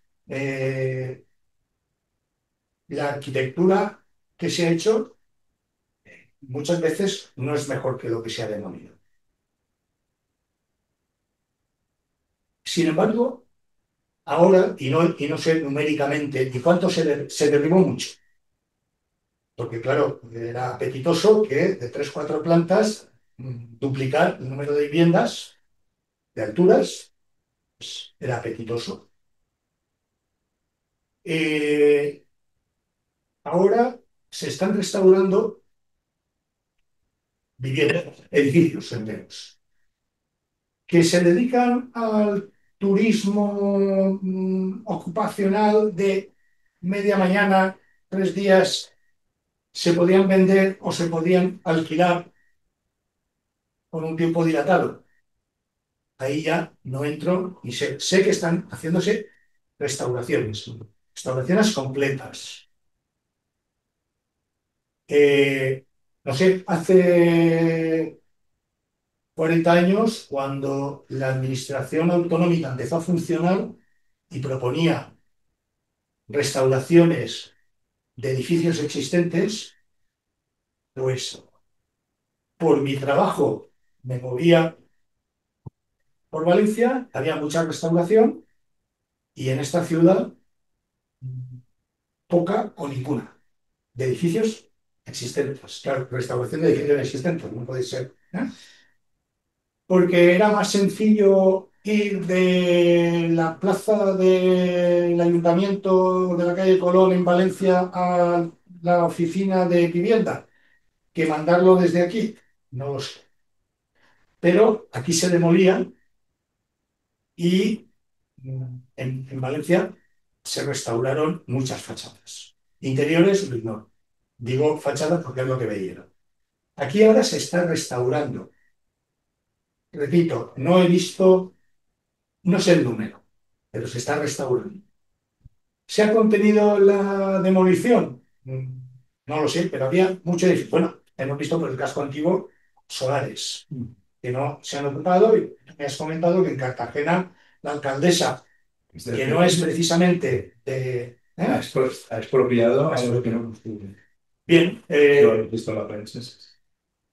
edificios que estaban abandonados, sencillamente abandonados, pues los han comprado no sé quién para uso turístico de pernoctación 2 días, tampoco lo sé, se han restaurado y están en uso. Y otros están en proceso de restauración. Supongo que en estos momentos adelantar si es bueno o es malo es complicado o es arriesgado. Habrá que dar un margen de algunos años para ver los resultados. O si reinvierten y de piso turístico de temporalidad muy limitada, pues pasan a alquiler temporal, como estabas diciendo. Un tercio de las viviendas de Viena, construidas en la época de la Viena Roja, son alquileres, están en alquiler. No sé, es una reflexión que estoy haciendo al hilo de lo que tú has comentado, no para que, bueno, comentar y que alguien opine, pues Ramón, opina en contra. No, yo iba a intervenir, Alpi, pero a mí me interesa especialmente, yo no soy arquitecto, ¿no? Me interesa especialmente la política de vivienda, ¿no? Sobre todo en este momento, en esta ciudad, ¿no? Y en este territorio, un territorio durísimo. Cuando veis los catalanes, yo de verdad creo que es otro mundo. A mí me parece que desde la autonomía pues, política, la cultura ciudadana, esto cambia. Pues en este país se crea hay una identidad muy potente. Esta ciudad es muy dura, esta comunidad es muy dura, visto urbanístico y de vivienda, especialmente esta ciudad. Pero yo quería, fíjate, estoy de acuerdo contigo de que hay que retrotraerse a tú has empezado incluso en la República, casi en las casas baratas, y todo aquello, para entender de dónde estamos. Incluso bien me parece que tenías que haber citado, oye, falta, por ejemplo, el papel de los socialistas. El gobierno socialista fue muy importante. No voy a entrar ahora. De los socialistas. Perdona, Claro. Boyer, Fue muy importante para acabar de liberalizamos destruir. las mujeres. No. El banco hipotecario lo quitan. Sí, sí. Pero Fue bestia. no, las políticas de suelo, no se veía. Las políticas de suelo, de eso es importante, ¿no? Has hablado del suelo público, pero también es el suelo general, ¿no? Entonces, eh, eh, lo que pasa en este país en el 98, la ley Aznar, que liberaliza, se puede edificar en cualquier punto del Y territorio. le baja el precio, sino que se duplica. Es que para que sea más barato el suelo, o sea, algo increíble. Y no, fíjate, pero es que en la ciudad valenciana se saca la Barral en el 94, creo que fue, una ley tremenda, una ley que sacan los socialistas, una ley donde santifica la figura del urbanizador, que de una manera muy simplificada es un señor, es un empresario, no hace falta que tenga suelo para poder hacer desarrollo. Entonces aparece el PAN, que es una figura urbanística vinculada en muchos casos a los campos de golf. Esto es algo terrorífico que con la burbuja hasta que en el 2008 pues llega todo y está haciendo muy duro. Y yo creo que ahora es más seriedad, más rigor, ¿no? Pero a mí me parece que todas estas cosas calan en la cultura y se genera una cultura. Yo he escuchado en conferencias de arquitectos, en el colegio de arquitectos, hablar de que esto del urbanismo no es, no, y de los planes generales que crean muchas pegas. Hay que, hay que limitarlo, ¿no? hay que la flexibilización. Regularizar, ¿no? Regularizar, sí, sí. Y quería otra cosa, el tema de las viviendas turísticas no es solo de los fondos buitres. Aquí es una plaga. Sí, sí. A ver, es que esto nos sale en la prensa. En Carolinas, en nuestro país, hay un sindicato de vivienda, ¿no?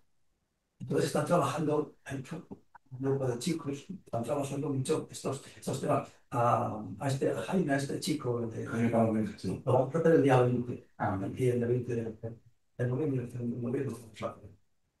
Entonces, pero los fondos buitres son fondos que tienen un cierto nivel de degradación y están comprando pues gran barato, ¿no? echando a gente. Hay un bloqueo continuo de desahucios.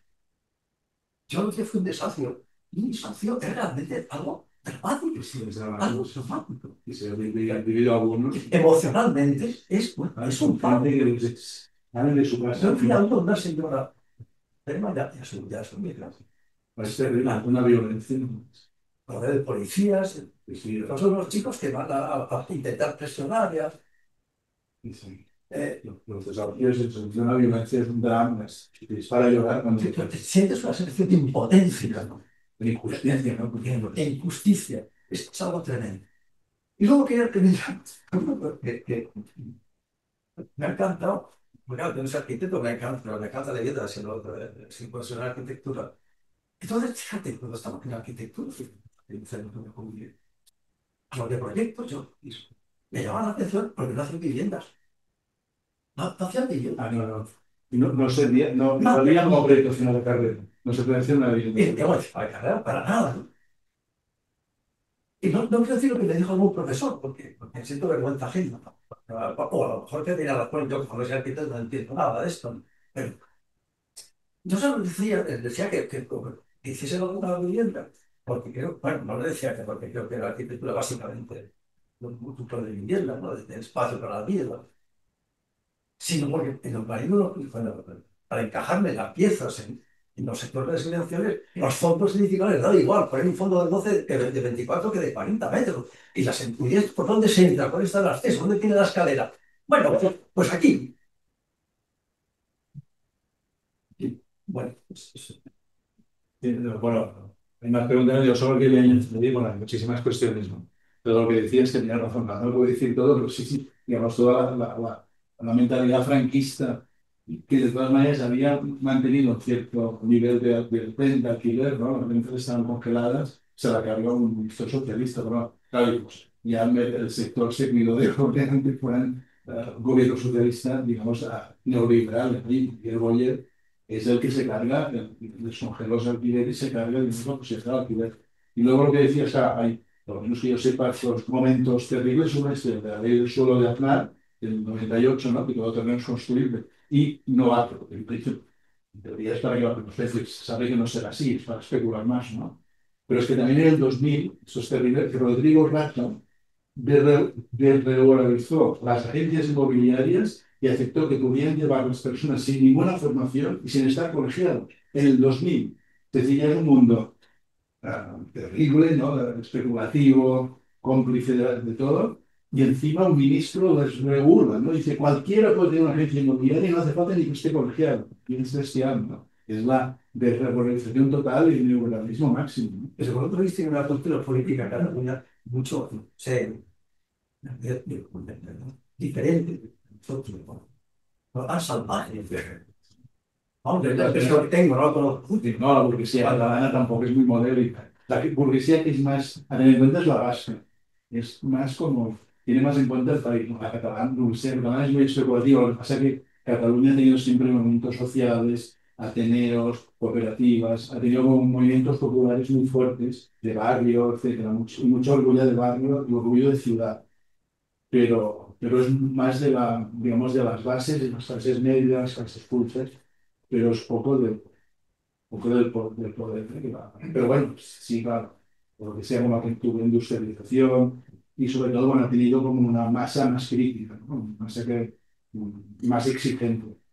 Y esto permite claro, más innovación. Sea, fíjate, pero ¿qué se puede esperar?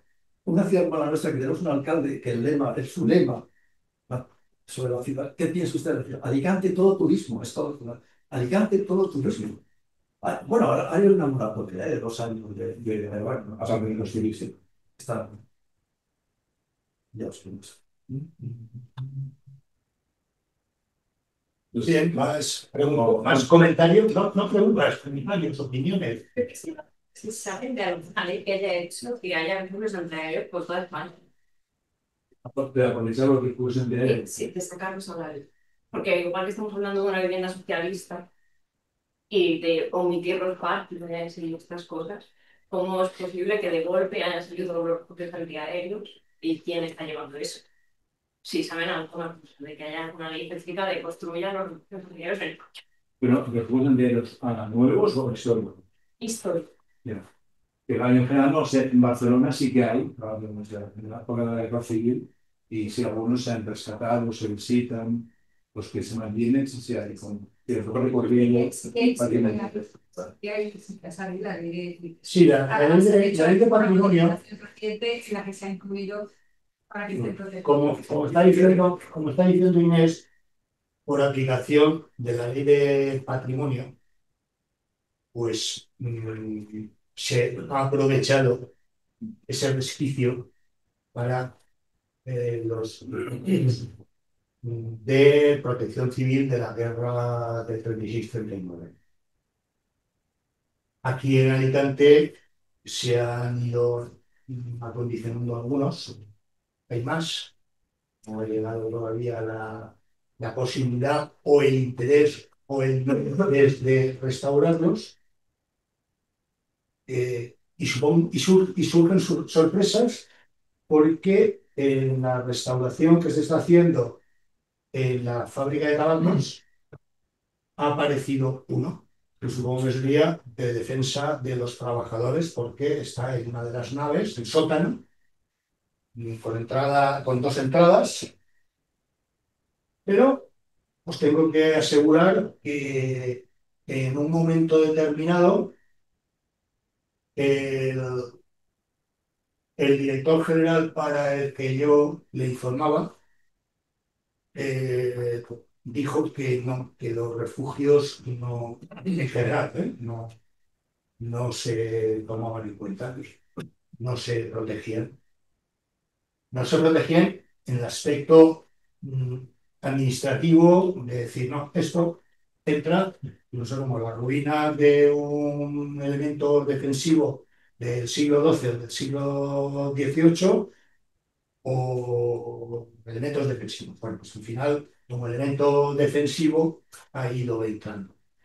Y de hecho, me consta que pese a esa sugerencia que hacía el director general, eh, hubo en aquel momento ayuntamientos que en su catálogo urbanístico incluyeron elementos de protección civil, refugios. Y también, mi opinión es que en general los ayuntamientos son muy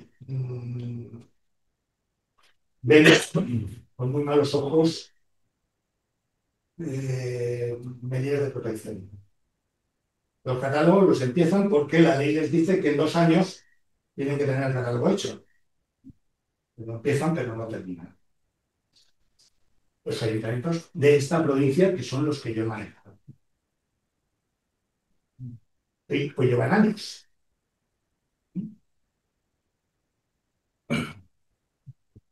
Es lo que yo conozco, es de lo que puedo hablar. Lo que ocurre, bueno, en Gerona, antes de que aquí se acondicionaran los primeros refugios, por ejemplo, Plaza Sénica, que además tienen la entrada en túnel protegida y tal, ya vi en Gerona hace años algo que he visto similar, no es lo mismo, que vi en Gerona las dos entradas que hay en Plaza Sevilla. Se quería hacer una pregunta de una reflexión, porque como bien has dicho, la solución al problema que parece que hay una emergencia como si esto fuera algo, no lo habíamos visto antes en estos últimos años, pero sí que es cierto que se ha puesto de manifiesto y bastante, digamos, con todos los días, formas interdiarias, parece ser que no hay otro problema. Desde luego, es. Eh, Quería añadir una cosa, Pastor Ramón, que yo creo que la Raúl hizo más daño de lo que parece. Hizo mucho daño en el sentido, a mi entender, que incorporó un agente nuevo que no estaba en el mercado, que eran los bancos. Los bancos tardaron en entenderlo. Lo hizo la persona que pasó el primer programa en Alicante y tuvo que reunir al banco para explicarle qué era eso. Y yo no recuerdo que se les iba transformando la cara, ¿no? En el sentido de que esto es un plan. Ya da igual si fueron los socialistas, los que dieron luego, todo el mundo se sintió muy cómodo. Yo creo que se dieron cuenta que aquí había un gran cambio. Bueno, habían aquellos momentos, las viviendas, que no sé si fueron afortunadas, ¿no? De protección oficial, bienvenido sea. Eso que yo creo que estamos aquí porque, pero estos 10 últimos años, no ha habido política de figuras, ¿no? Ya cada uno juzgue si ha sido intencionado o no intencionado. Lo dejo para cada uno tenga su pensamiento propio. La realidad es que has dicho una cosa que comparto y no me anima, ¿no? Es que es la ineficacia de la administración, la incapacidad de gestionar. Creo que todo el recuerdo de que cuando desde sindicatos, que todo sonaba mal. Es decir, alguien ha mirado por la vivienda como algo muy bien social en este país, pero que nadie, ¿no?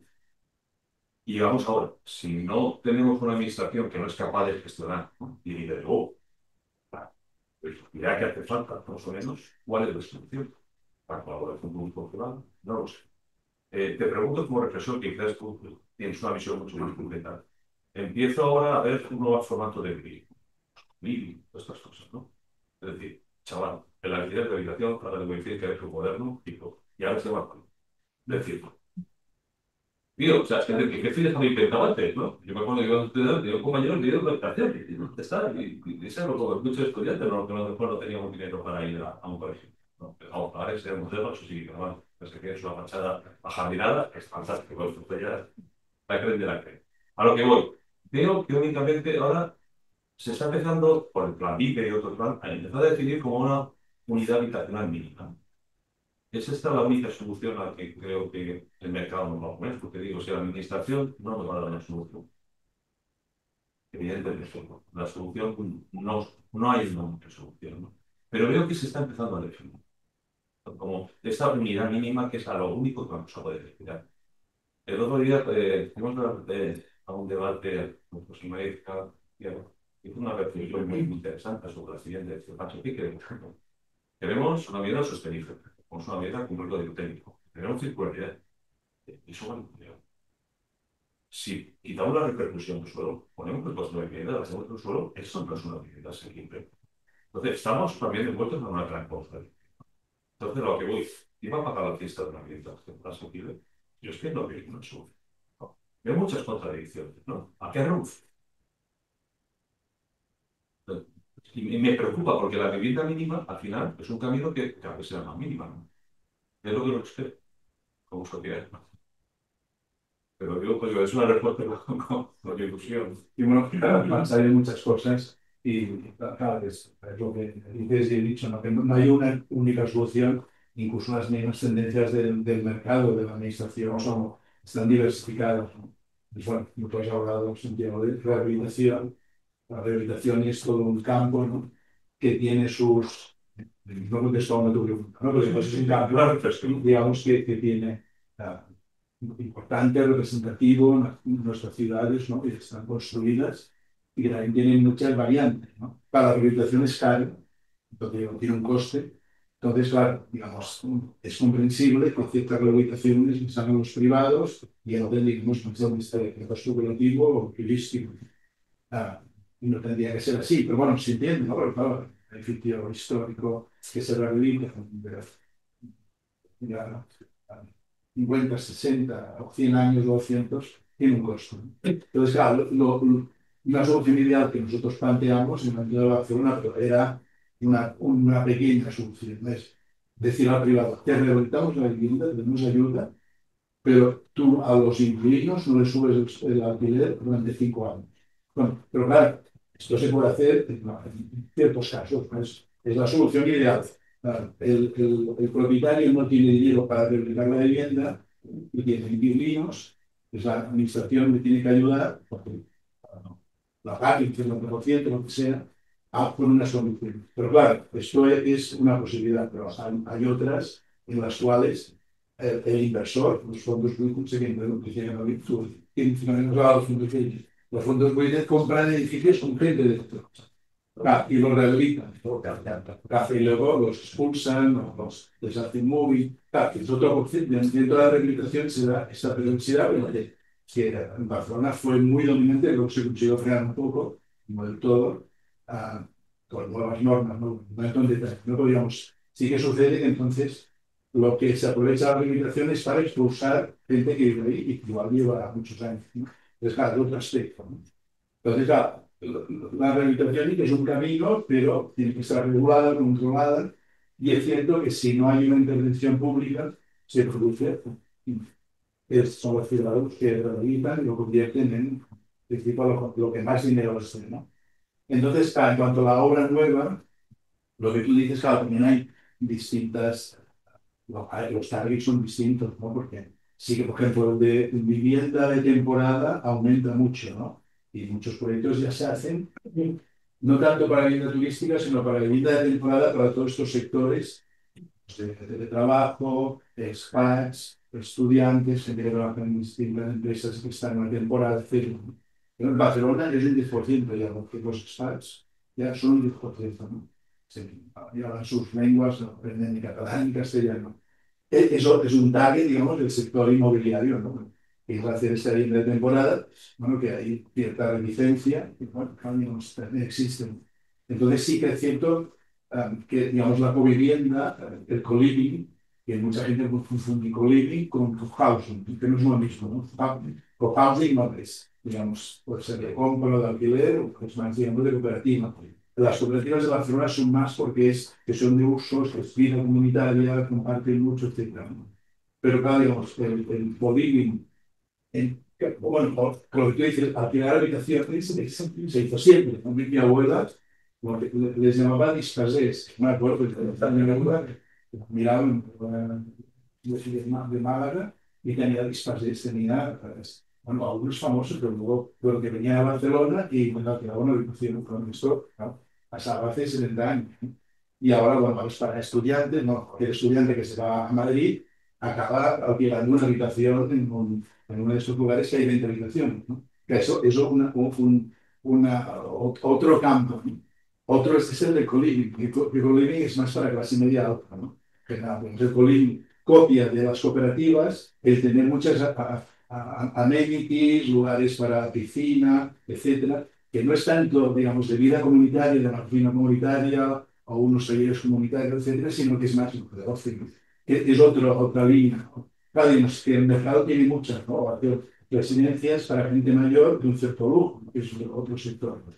Entonces, sí, digamos, claro, tendencia, digamos, más especulativa quizás a predomina, ¿no? Pero hay como muchos targets distintos, ¿no? Muchas maneras de hacer distintas de cómo se invierte en la vivienda. Claro, la vivienda eso se ha convertido en un elemento de inversión y eso es es reciente porque es de hace, bueno, tú decías la entrada de los bancos, ¿no? Yo creo que fue la inversión, ¿no? Realmente, porque el problema ahora es que, pues no solo los bancos, yo pienso que la especulación va en la ADN también en este país. Hubo un proceso migratorio, yo recuerdo que el modelo de dice que había comprado una vivienda. Claro, aquí especulaba eso. ¿No? Claro, y a eso se arribaba todo el mundo, ¿no? A lo mejor es que yo lo que yo, ¿no? Mucha gente, pues, pasa, aquellos, ¿no? Ya estuvo tenemos el tema de la solución de la vivienda, la especulación, tal. Pero yo creo que, pues, como tú bien dices, el punto de inflexión ha sido que se ha convertido en producto financiero. ¿No? Pero claro, cuando digo la solución mínima es que una persona, un chaval joven, con el sueldo que tiene, ¿qué solución tiene? Quedarse en casa de su padre, pagarse lo que vale el colegio, una casa pequeña, o irse al extranjero o a otro municipio, que es lo que hemos sentido, me parece. Además, estamos hablando de una ciudad donde tiene una presión baja, ¿no? Entonces, ahí tenemos un 75% de la población de fuera, ¿no? ¿Qué hacemos? ¿Participamos en el aeropuerto? Es complicado, es una realidad, pero al final es que la única solución que me queda es la política de vida social. Lo lamentable es la imaginación. Yo os he dicho, la única forma de consolidar la ciudad es que me ayudes a hacer o me da limitaciones. Sí. La puedo vender, y si la puedo afectar con precio tasado, pero ese no veo ni imaginación. ¿Qué pasa? No creo. Pues Ramón, quiero pensar que no somos los únicos que tenemos los políticos, ¿no? La aplicación es que no soy el intervencionista de todo, pero discrepo con el propio porque hay un poco de debate. No, no creo que se produciera todo el interviniendo. Y de hecho, si fuera tan fácil, los problemas que nos plantean, que estaría resuelto, ¿no? Porque se han intervenido en otros campos. De todas maneras, sí, bueno, vale, pero o de ayuda. Yo creo que la mejor ayuda que un joven pueda adquirir una vivienda, no intervenir en el mercado de vivienda, sino el que tenga unas condiciones laborales adecuadas y pues a base de políticas de que tú seas el que decide lo que quieras hacer en tu vida, como que haya alguien que te diga cómo tienes que vivir con tu vivienda. Yo creo que esa es la mejor política. No centrarnos en concreto en el problema de viviendas. El problema es que si un joven no puede adquirir viviendas es porque no tiene las posibilidades de tener un trabajo en condiciones, con mejores condiciones. Porque si lo tuviera, no sería el problema. Por esta precariedad laboral de los jóvenes está en todo el mundo, es lo que domina. Sí, pero finalmente, además, bueno, si ahora centro un poco lo que yo quería intervenir. El problema que yo veo es que como generalizamos un problema tan complejo, es el problema de la vivienda, pero si no lo vamos a solucionar aquí, obviamente, vamos a ver. Pero luego a nivel de legislación también se generaliza mucho. La vivienda va ligada a la ciudad y las ciudades son todas diferentes. No podemos tener una legislación igual para tantas ciudades diferentes y tantas características diferentes.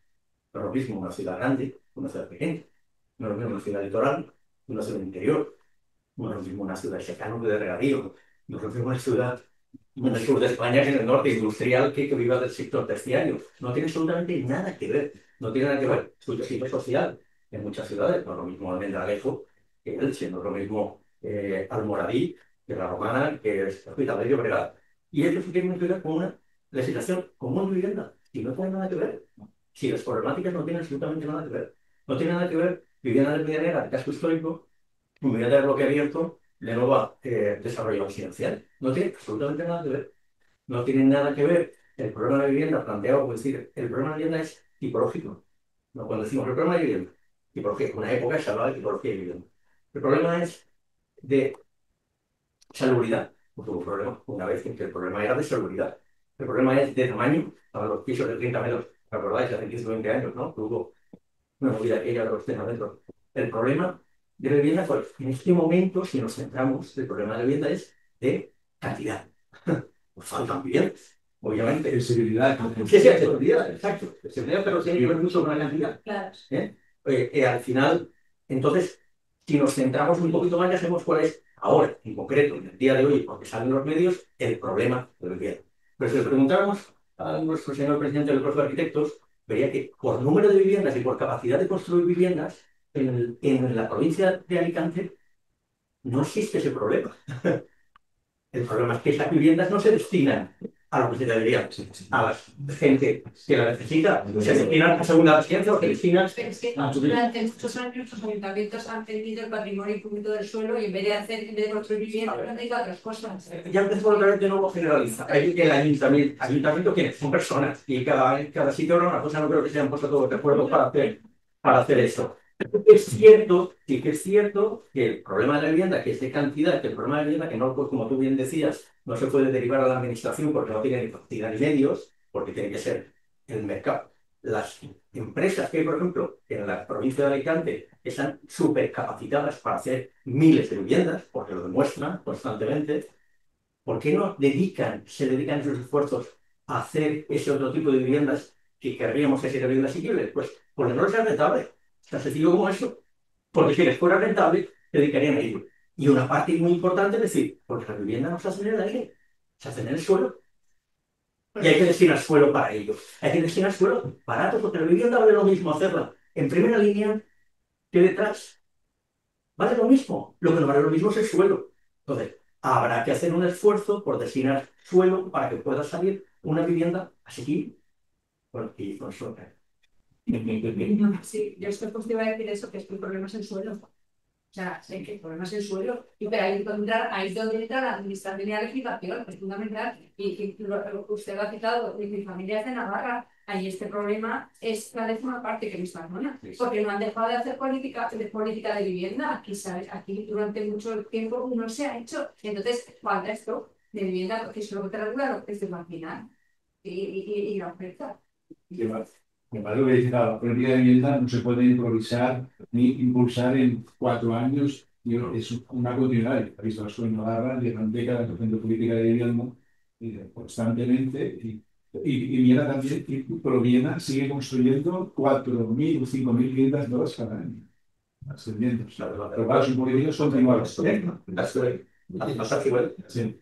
Sí, sí, no, el suelo es un elemento clave porque es escaso y, pues claro, digamos, para hacer vivienda pública, social, protegida, asequible, se necesita, en principio, que el suelo sea público o sea una cesión. Hay los planes urbanísticos que obligan a la cesión de suelo para vial, para medios de equipamientos y para vivienda, que salga, digamos, suelo de esto. Pero tú, María, fíjate, ahora que hablas de vivienda, a mí es que me fascina, porque es una tradición que quedó con la mina roja, y ha pasado la anexión de Hitler, ha pasado la crisis, y sigue, o sea, es una cultura, fíjate ese ejemplo de las culturas. Cuando uno se pasea por los Hawk, por los Karl Hawk, que han puesto, es algo maravilloso. Es que tienen todavía el café.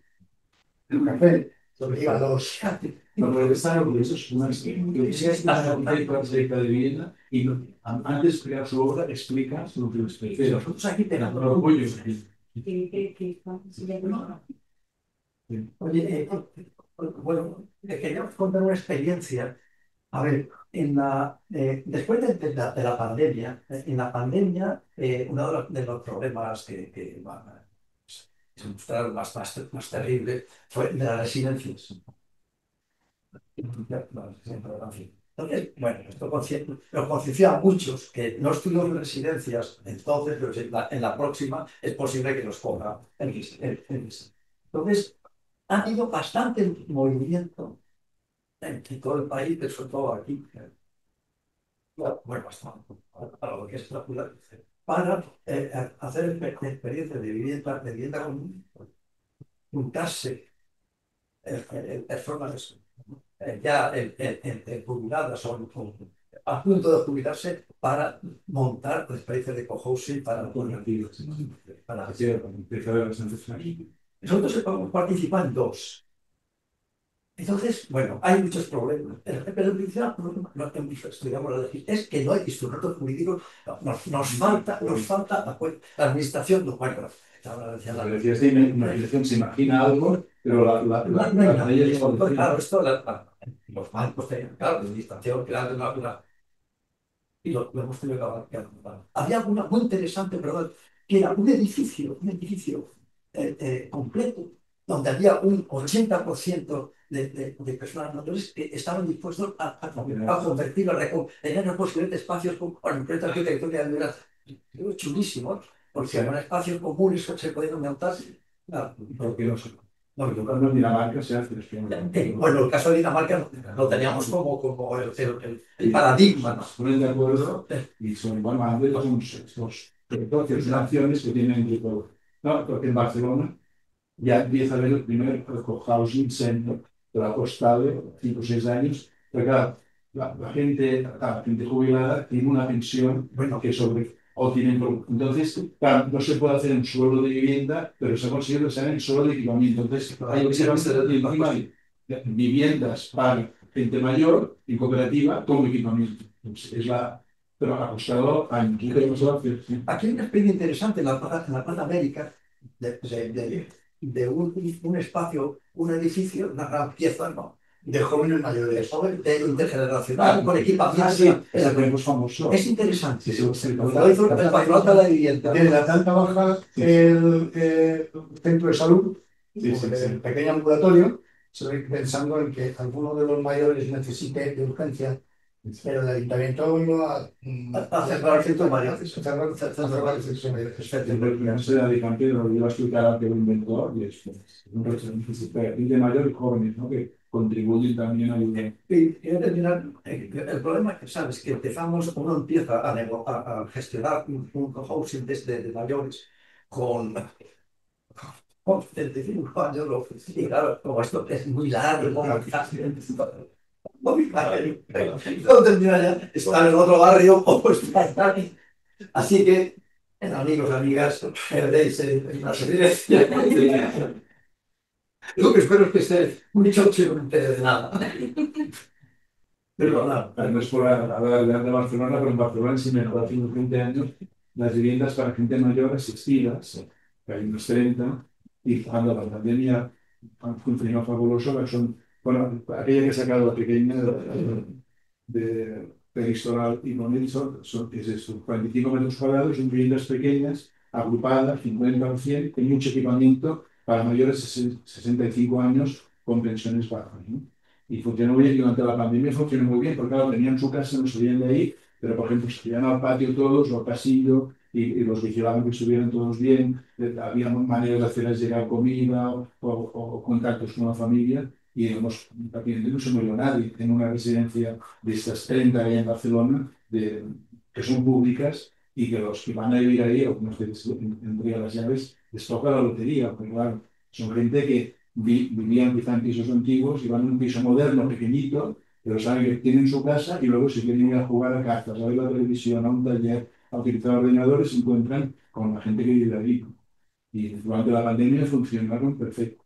Claro, no eran como las privadas, que sí que fue un caos. hay un paradigma que a mí me parece muy atractivo, que surgió a raíz de la pandemia, que es el paradigma de la ciudad de los cuidados, ¿no? Sí. Es un factor ético en la gestión de la ciudad. O sea, el cuidado de las personas más vulnerables, el cuidado de la naturaleza y el cuidado de la ciudad como espacio físico, como medio, ¿no? Esto me parece, vamos, que es una filosofía Es un cambio, porque la ciudad no se ha proyectado teniendo en cuenta los cuidados de los niños y niñas y la gente mayor. Se ha pensado más para la productividad, el movimiento, ¿no? Y no se ha pensado en esto. Luego esta ciudad está un poco alejada de la ciudad de Bilbao, sí. No sé para mí. Pero bueno, se iría haciendo paso a paso. Sí, claro.